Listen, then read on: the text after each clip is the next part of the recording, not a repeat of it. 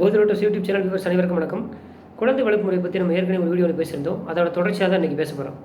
அதாவது குழந்தைகளை ஒரு பாதுகாக்கப்பட்ட குடிநீர் போல வளர்க்கக்கூடாது அப்படின்னு சொல்லியிருக்கிறாங்க நிறைய அறிஞர்கள்.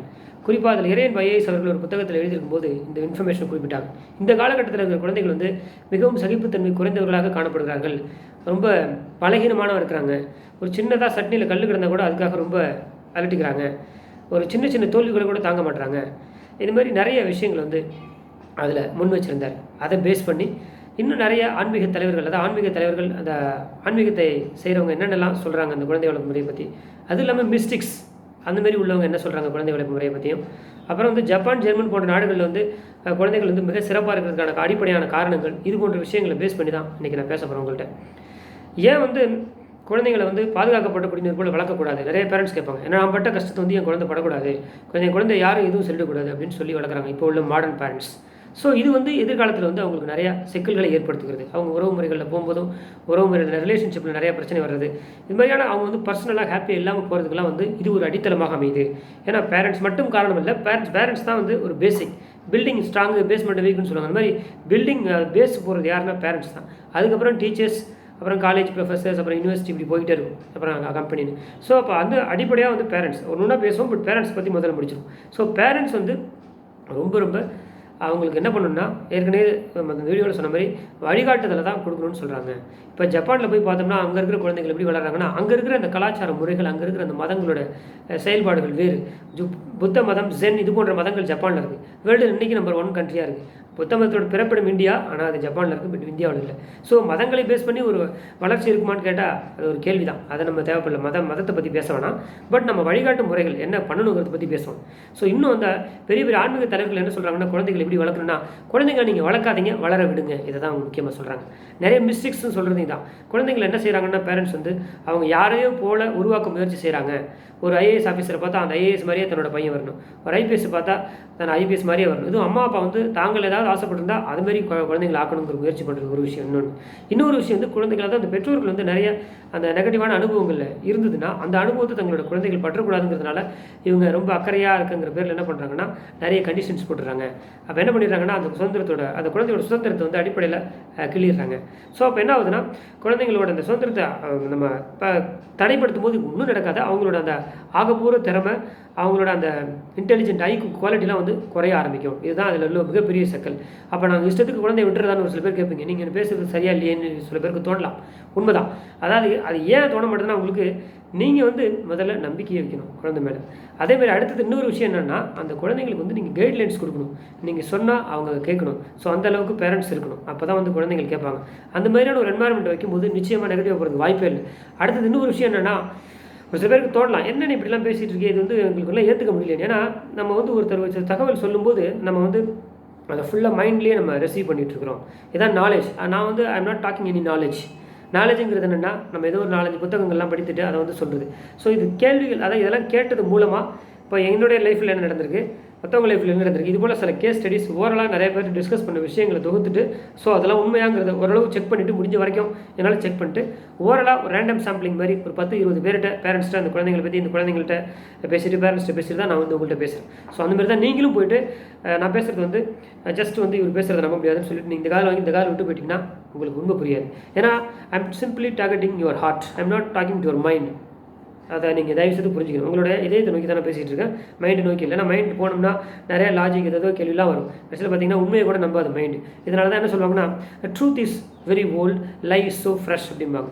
அதாவது அட்வர்டைஸ்மெண்ட் பார்த்து ஒரு பொருள் வாங்குவாங்க, ஆனால் உண்மையான பொருளுக்கு அந்த அங்கீகாரம் இல்லாமல் இருக்கிறது போகிறது இந்த சமுதாயத்தில் காலங்காலமாக இருந்துகிட்டு வருது. காரணம் ஒரு நாலேஜபிள் சொசைட்டி, ஒரு அறிவு சார்ந்த சமூகம். அதில் உண்மைகளை மறைக்கிறாங்கன்னு தான் சொல்ல முடியும். ஏன்னா உண்மைகளை ஏற்றுக்கொள்ளும் பக்குவம் யாருக்குமே இருக்கிறதில்ல. இதோட அடிப்படை the people mind is afraid to accept the truth அப்படின்னு சொல்கிறாங்க சைக்காலஜிஸ்ட். இதான் உண்மை. அதாவது மனிதனோட மனத்தால் அந்த உண்மையை ஏற்றுக்கொள்ளும் பக்குவம் இருப்பதில்லை, இதயத்துக்கு தான் இருக்குது. அதை கடைசியாக தான் புரிஞ்சுக்கிறாங்க. அதனால் எந்த விஷயங்கள் நீங்கள் இது சம்மந்தமாக கேட்கும்போதும் என்னுடைய வீடியோக்களை நீங்கள் பார்க்குறதையும் நீங்கள் அனலைஸ் பண்ணி நீங்கள் அதை எக்ஸ்பீரியன்ஸ் பண்ணி மூலமாக நீங்கள் தெரிஞ்சுங்க. நீங்கள் ஏதோ சொல்கிறான்னு சொல்லிட்டு நீங்கள் அதை மிஸ் பண்ணவும் வேணாம், இல்லை நீங்கள் அதை அதை பிளைண்டாக நம்ப வேணாம். ஒரு ஆராய்ச்சி, அதில் ஒரு ரிசர்ச் சின்னதாக நீங்களும் அது போல சுற்றி இருக்கிற பேரண்ட்ஸ் எப்படி இருக்கிறாங்க, அவங்க குழந்தைங்கள் எப்படி இருக்குது இப்படிங்கிறது நீங்கள் உங்களுக்குள்ளார நீங்கள் அனலைஸ் பண்ணி பார்த்துக்குங்க. இன்னும் இந்த மாதிரி வெளிநாடுகள் ஏற்கனவே சில மாதிரி ஜெர்மன், ஜப்பானில் இருக்கிற நாட்டில் இருக்கிற குழந்தைங்களோட அறிவுத்திறன், அவங்களோட இன்டெலிஜென்ஸ்லாம் எப்படி இருக்குங்கிறதெல்லாம் நீங்கள் பார்க்கும்போது உங்களுக்கு விஷயங்கள் புரிய ஆரம்பிக்கும். ஸோ நம்மளுடைய முக்கியமாக நமது வளரும் நாடுகள், அதாவது இந்தியா இது போன்ற வளரும் நாட்டில் இருக்கிற நிறைய கலாச்சார முறைகளும் கூட குழந்தைகளுக்கு அதாவது அவங்களுடைய ஆக்கப்பூர்வ திறமையை பாதிக்குன்னு சொல்கிறாங்க. அதையும் தாண்டி குழந்தைகள் நிறையா வராங்க, நிறைய பேரண்ட்ஸ் ஊக்குவிக்கிறாங்க. அது ஒரு பக்கம் இருந்தாலும் but majority of the parents, அதிகபட்சமான பெற்றோர்கள் தங்கள் குழந்தைகளை யாரோ ஒருவரை போல ஆக்க முயற்சி செய்வது தான் மிகப்பெரிய தோல்விக்கு காரணமாக அமைந்து விடுகிறது. இதனால தான் ஒரு கிளாஸில் 70 பேர் படிக்கிறாங்க. உங்களுக்கு தெரியும் எத்தனை பேர் கோல்டு மெடல்? 70 பேருக்கும் கொடுக்க முடியாது என்பது உண்மைதான். அதில் 3 பேர் அல்ல 2 பேருக்கு தான் அந்த பரிசு கொடுக்குறாங்க. அப்போ என்ன இதில் என்ன புரியும்னா, அப்போ மற்றவங்களுக்குலாம் ஒன்றுமே தெரியலன்னு அர்த்தமானா இல்லை, எல்லாருக்கும் இந்த விஷயங்கள் தெரிஞ்சிருக்கு. ஸோ அப்போ என்ன பண்ணுறாங்கன்னா, கோல்டு மெடல் ஒரு கோலை அடிப்படையாக கொண்டு ஒரு விஷயங்கள் குழந்தைகள் லேர்ன் பண்ணும்போது அங்கே நிறைய விஷயங்கள் அடிபடுறதுக்கான வாய்ப்பு இருக்குது. ஸோ கோல்டு மெடல் பெறுறதும் முக்கியம். அட் த சேம் டைம் அந்த விஷயங்கள் ரொம்ப ஆழ்ந்து கற்றுக்கிட்டு அதை அவங்களுடைய ஆக்கப்பூர்வ திறமைக்கு பயன்படுத்துகிற வகையில் இருக்கணும் அந்த கல்வி முறை. அதுதான் ரொம்ப சிறப்பு.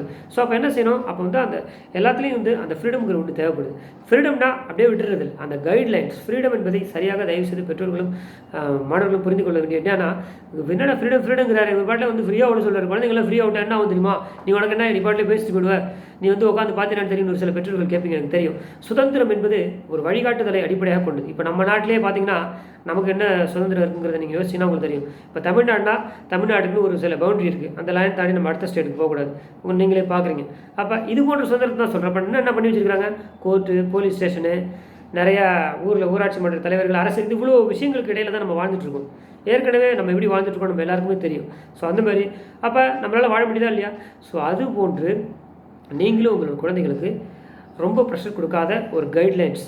இப்போ நம்ம எப்படி ஏற்றுக்கிட்டு வாழணும் அந்த சமுதாயத்தில், இந்த மனித சமுதாயத்தில், ஓகே நம்ம இஷ்டத்துக்கு வாழ முடியாது, நம்ம கவர்மெண்ட் சொல்கிறது கேட்கணும், நிறைய விஷயங்கள் பண்ணணும் அப்படின்னு சொல்லி வாழணும்ல. ஸோ அது போல் மற்ற விஷயங்கள் இஷ்டத்துக்கு என்னென்னலாம் செய்ய முடியுங்கிறத நம்ம பார்த்து சிறப்பாக வாழணுமா இல்லையா? அதேமாரி உங்களுடைய குழந்தைகளுக்கு நீங்கள் ஒரு வழிகாட்டு முறைகளை தெளிவாக வகுத்து கொடுக்க வேண்டும். அதுக்கு நீங்கள் முதல்ல தெளிவாக கிளாரிட்டியாக இருக்கணும். அப்போ அதனால் மாணவர்கள் பெற்றோர்கள் கிளாரிட்டி இல்லைன்னு சொல்லிட்டு நீங்கள் அவங்களுக்கு குற்றம் சுமத்தக்கூடாது. நீங்கள் மற்ற மாணவர்கள் கற்றுக்கணும். நம்ம அம்மாவாக தெரியலையா, ஓகே நம்ம இன்னொருத்தவங்க பார்க்குறோமா, அது போட்டு நல்ல விஷயங்கள் நீங்கள் கற்றுக்கணும். ஆசிரியர்கள் நீங்கள் கேட்டுக்கணும். ஸோ இதுமாதிரி விஷயங்கள் நமக்கு நிறைய கிடைக்கும். இயற்கையில் நம்ம நிறைய பேர் பார்க்கலாம், நிறைய ஜீவராசிகளை பார்க்கும்போது நிறைய விஷயங்கள் நம்மளால் லேர்ன் பண்ணிக்க முடியும். அதனால் கற்றுக்கொள்வது எதுக்குன்னா நம்மளுடைய நாலேஜை, அதாவது நம்மளுடைய அறிவை அதிகப்படுத்திக்கிறதுக்கு. இன்னொன்று நம்மளுடைய இன்டெலிஜென்ஸ் குவாலிட்டியை பயன்படுத்துறதுக்கு நீங்கள் கற்றுக்கிற அறிவு நமக்கு கொஞ்சம் உதவும். அவ்வளோதான் விஷயம். ஸோ அதனால் நீங்கள் எவ்வளோ விஷயங்கள் கற்றுக்கிட்டாலும் அது ஒரு வழிகாட்டு முறைகளை அடிப்படையாக கொண்டதாக இருப்பது தான் ஒரு சிறப்பாக அமையும். அதனால் பெற்றோர்கள் நீங்கள் குழந்தைகள் ஒரு பாதுகாக்கப்பட்ட குடிநீரை போல் நீங்கள் வளர்க்கக்கூடாது. இப்படி நீங்கள் வளர்க்குறது எதிர்காலத்தில் குழந்தைகளுக்கு நிறைய சவால்களை முன்னெடுத்து வரும் என்பது உங்களுக்கும் தெரியும். ஸோ அதனால் நீங்கள் குழந்தைகளை நல்ல முறையில் வளர்க்கணும். இன்னும் ஆன்மீக தலைவர்கள்ட்ட போய் கேட்கும்போது என்னங்க குழந்தைகள்லாம் எப்படி வளர்க்குதுன்னு கேட்கும்போது அவங்க என்ன சொல்கிறாங்கன்னா, குழந்தைங்களை நீங்கள் ஒன்றும் வளர்க்க வேணாம், நீங்கள் வளர விடுங்கன்னு சொல்கிறாங்க. வளர விடுறதுனா ஃப்ரீயாக விட்டுறது இல்லைங்க. அதாவது அதுக்கான சுற்றுச்சூழலை நம்ம அமைச்சு கொடுக்கணும். அவங்களுக்கு பிடிக்கிற விஷயங்களை பண்ணி கொடுக்கணும், அவ்வளோதான். அதை விட்டுட்டு ஃபோர்ஸ் பண்ணி நீ இதுதான் பண்ணணும் அப்படிங்கிறது பண்ணக்கூடாதுன்னு தான் அவங்க சொல்கிறாங்க. இன்னும் மிஸ்டிக் லீடர்ஸ், இந்த சுஃபி, ஜென், இது போன்ற இருக்கிற மதங்களில் இருக்கிற அந்த மிஸ்டிக் லீடர்ஸ்ட்டு போய் கேட்கும்போது அவங்க என்ன சொல்கிறாங்கன்னா, குழந்தைங்களுக்கு அவங்களுடைய திறமை என்னவோ அதுக்கு தகுந்த மாதிரி தான் அவங்கள நம்ம உருவாக்க முயற்சி செய்யணும். அதேமாரி பெற்றோர்களுக்கு ரொம்ப அந்த அட்டாச்மெண்ட்டு, எக்ஸ்பெக்டேஷன், அந்தமாதிரி நிறைய விஷயங்களை குழந்தைங்களுக்கு திணிக்கக்கூடாது. நீ இப்படி தான் வரணும், இப்படிலாம் இருக்கணும் அப்படிங்கிற நிறைய விஷயங்கள் நீங்கள் திணிக்கிறதுனால குழந்தைங்கள் மனதளவில் பாதிக்கப்படுறதோட எதிர்காலத்தில் அவங்களுடைய சுயத்தை, அதாவது அவங்க ஆரம்பத்திலே நம்ம சுயத்தை இழக்க வைக்கிறதுக்கு சமம் அப்படின்னு சொல்கிறாங்க மிஸ்டேக் லீடர்ஸ். ஸோ அவரோட அந்த செல்ஃப் நேச்சரோட சம்மந்தப்படுத்தி அந்த செல்ஃப் நேச்சர், அவருடைய இயல்புத்தன்மையை கெடுக்காத வகையில் நான் கல்வி கொடுக்குறதுக்கு உதவி செய்யணும். அதுக்கு அடித்தளம் யார் அமைச்சு கொடுக்கணும்னா பெற்றோர்கள் தான். ஸோ ஏன் அது இப்படி சொல்கிறாங்கன்னா, இப்போ நீங்கள் அந்த மாதிரி ஒரு சுதந்திரமான ஒரு குழந்தைக்கு நீங்கள் வளர்த்துறீங்கன்னா, அப்போ அந்த குழந்தை நாளைக்கு பள்ளிக்கு போகும்போது பள்ளியில் உள்ள கல்லூரியில் உள்ள பேராசிரியர்கள் யார் உங்கள் குழந்தைய பற்றி கம்ப்ளைண்ட் பண்ணாலும் நீங்கள் என்ன பண்ணுவீங்கன்னா அதை நீங்கள் ரிசீவ் பண்ணி விட்டுருவீங்க. ஏன்னா உங்கள் குழந்தைய பற்றி உங்களுக்கு தெரிஞ்சிருக்கும் ஃபுல்லாக. நீங்கள் கண்டிஷன் பண்ணி வளர்க்கும்போது நீங்கள் என்ன பண்ணுறீங்கன்னா, குழந்தை சொன்னால் கேட்கல நீங்களே கண்டிஷனாக வளர்க்குறீங்க.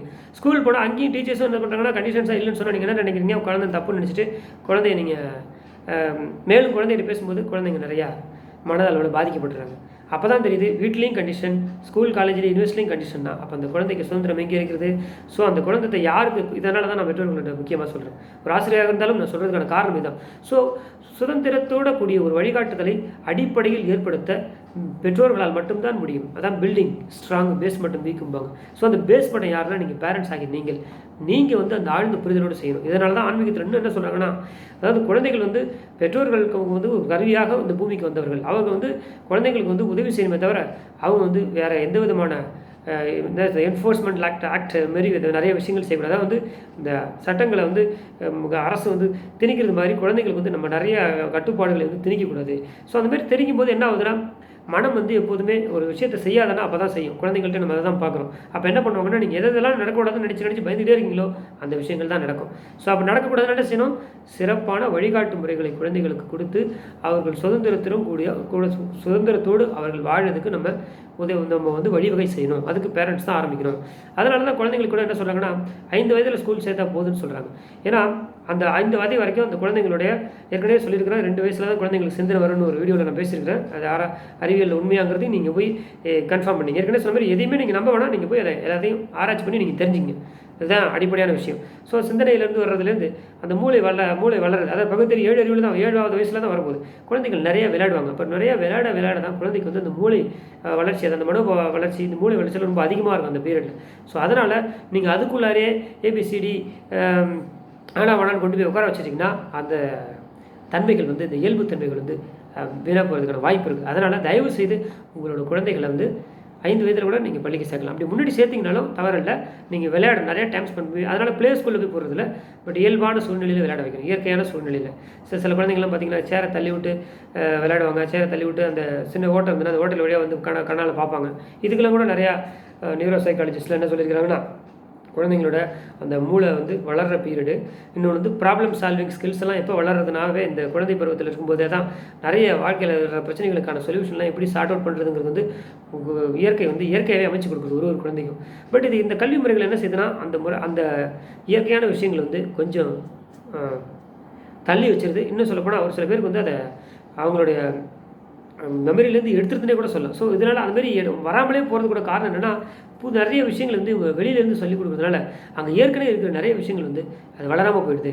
சீடு வந்து சீடாகவே இருக்குது, அது சீடு வளரவே இல்லை. ஸோ அதனால தான் இயற்கை சார்ந்த முறைகள் நிறைய விஷயங்கள் வந்து இயல்பாகவே குழந்தைகளுக்கு இருப்பதனால தான் குழந்தைகளை வளர்க்காதீர்கள், வளர விடுங்கள்னு சொல்கிறாங்க. ஸோ வளர விடுப்பது வந்து ஒரு நாற்றாங்கால் நம்ம வச்சுருந்தோம்னா தண்ணி விடுறோம், மருந்து அடிக்கிறோம், களை எடுக்கிறோம், கரெக்டாக பார்த்துக்கணும், இதை தான் செய்யணும். ஆனால் நம்ம வந்துடுறோம், அது நல்லா வளருது. அதே போல் தான் எப்படி விவசாயம் பண்ணுறாங்க அதை போல தான் குழந்தைகளையும் அந்தமாரி பார்க்கும்போது நம்ம கண்ணும் கருத்துமாக நம்ம பார்த்துக்கணும். அதே சமயத்தில் அவங்களுக்கு தேவையில்லாத சில விஷயங்களையோ இல்லை மற்றவங்கள போல் இமிட்டேட் பண்ண ட்ரை பண்ணுறது மாதிரியான ஒரு விஷயங்களை வந்து கொண்டு வராதிங்க. இது ரொம்ப ரொம்ப அவசியம். திரும்பவும் அதான் சொல்கிறேன், ஐஏஎஸ் ஆக்குறேன், ஐபிஎஸ் ஆக்குறேன்னு சொல்லி யாரோ ஒருவரை போல் ஆக்குறதுக்கு உங்கள் குழந்தைகளை முயற்சி பண்ணாது. நீங்கள் வந்து அதை வந்து நீங்கள் திணிக்காதீங்க. அவங்களுக்கு அந்த விருப்பம் இருந்து அவங்க ஆனால் சூப்பர். பட் அதுக்கான சூழலை ஏற்படுத்தி கொடுங்க. உங்களுக்கு குழந்தை டாக்டர் ஆகணும்னா நீங்கள் வந்து என்ன நினைக்கிறீங்கன்னா உங்கள் குழந்தை டாக்டர் ஆகணும். அப்போ நீங்கள் என்ன செய்யணும்னா, அந்த குழந்தை டாக்டர் ஆகிறதுக்கு நம்ம என்ன செய்யலாங்கிறது வந்து நீங்கள் யோசிக்கணும். ஏன்னா அந்த குழந்தைக்கு எதுவும் தெரியாத பீரியடு. அந்த பீரியட்லேயே நீங்கள் என்ன பண்ணக்கூடாது, திணிக்கக்கூடாது. அப்போ அந்த குழந்தைக்கு வந்து அதை வந்து பிடிக்க வைக்கிறதுக்கு நீங்கள் என்ன செய்யலாங்கிறத யோசிச்சு அதை செய்யணும். இயல்பாகவே அந்த குழந்தைய வந்து அதை சூஸ் பண்ண வைக்கணும். அங்கே தான் உங்களோட திறமை இருக்குது. அதுமாரி நீங்கள் அதை தான் வந்து நல்லா பேஸ் போடுறது. அதை விட்டுட்டு நீ இப்படி தான் அப்படின்னு சொல்லி நம்மளுடைய வயது அனுபவம் பக்குவம் இந்த குழந்தைக்கு இருக்காது. அதனால் நாம் மனதிலிருந்து செயல்படக்கூடாது. குழந்தை வளர்ப்பு நிலை இதயத்திலிருந்து தான் அனைவரும் செயல்பட வேண்டும். இதுதான் முக்கியமான விஷயம்.